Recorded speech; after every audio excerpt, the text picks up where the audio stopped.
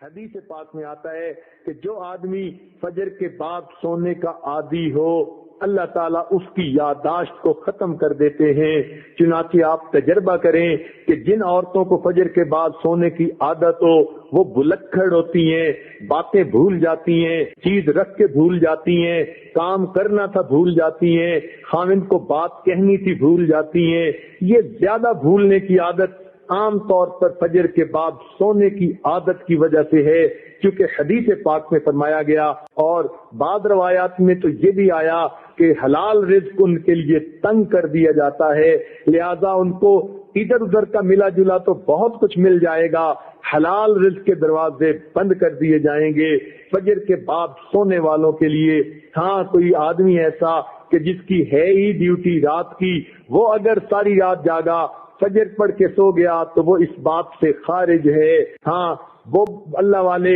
جو راتوں کو جاگتے ہیں وہ عام طور پر اشراق کی نماز کے بعد پھر تھوڑی دیر آرام کرتے ہیں۔ اشراق کے بعد سونا بالکل ٹھیک ہے، بزرگوں کی عادت رہی ہے، مگر فجر اور اشراق کے درمیان حد الوسع نہیں سونا چاہیے، سوائے اس کے کہ رات کا حصہ انسان اتنا جاگے کہ اب یہ سوچے کہ نہیں سوؤں گا تو سارا دن مجھے کام کرنے کے اندر رکاوٹ ہوگی، پھر اس کی اجازت ہے۔ عام عادت نہیں بنانی چاہیے۔ دیکھا یہ گیا ہے کہ جن گھروں کے اندر کچھ کھانا پینا ہوتا ہے اللہ تعالیٰ نے دیا ہوا تو وہاں پر صبح کے وقت اسی طرح سوئے پڑے ہوتے ہیں، بلکہ موہے پڑے ہوتے ہیں، پورا گھر قبرستان کی طرح لگ رہا ہوتا ہے کہ سورج نکل چکا اور گھر کے لوگ جاگ بھی نہیں رہے ہوتے۔ اس لیے کفر کی دنیا میں صبح کا ناشتہ سیریل کا انہوں نے بنا لیا، نہ کچھ پکانا پڑے اور نہ کچھ تردد کرنا پڑے، بیوی اپنے وقت پہ جاگے،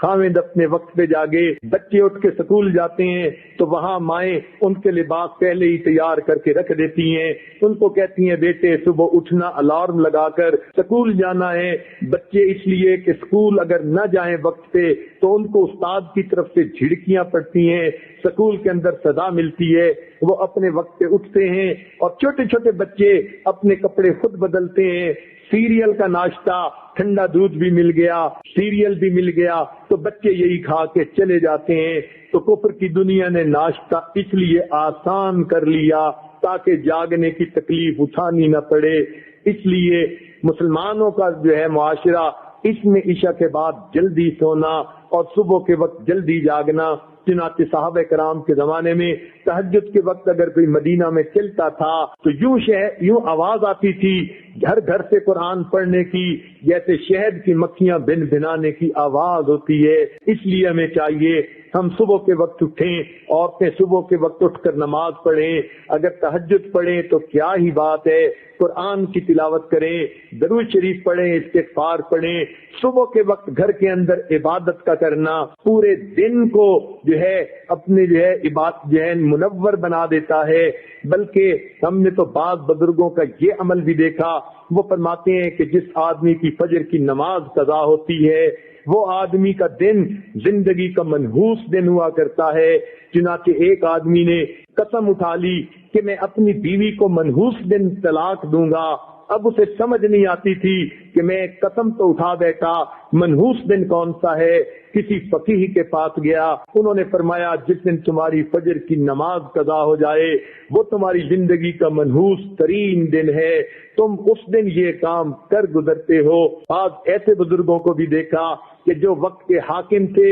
مگر انہوں نے دستور بنایا ہوا تھا، وہ سوچتے تھے کہ جو آدمی فجر کی نماز وقت پہ پڑھ لیتا ہے حدیث پاک کے مطابق اللہ کی امان میں آ جاتا ہے، لہذا وہ حد جو ہے وہ جو سزائیں دینی ہوتی تھی تعزیرات کی وہ اس وقت تک نہیں دیتے تھے جب تک کہ یہ یقین نہ کر لیتے کہ آج اس نے فجر کی نماز نہیں پڑھی۔ اگر پڑھ لیتا تھا تو فجر دوست کو سزا دینا مؤخر کر دیتے تھے کہ اگر یہ اللہ کی امان میں آ گیا ہم کیوں اس کو سزا دیں۔ تو مسلمانوں کے نزدیک تو فجر کے وقت جاگنا اتنا اہم ہے، لہذا عورتوں کو یہ بات مشورے کے طور پر پیش کی جاتی ہے، زندگی کی ترتیب کو سنت کی ترتیب پر لانے کی کوشش فرمائیں، اور اس کا بہترین طریقہ یہ ہے کہ رات کو سوئیں اور دن کو جاگیں، عشاء کے بعد کام جتنا جلدی سمیٹ سکیں جلدی سونے کی عادت اپنائیں، تاکہ تہجد میں فجر میں آنکھ کھلے، انسان کے جسم کی نیند آرام کا تقاضا بھی پورا ہو جائے،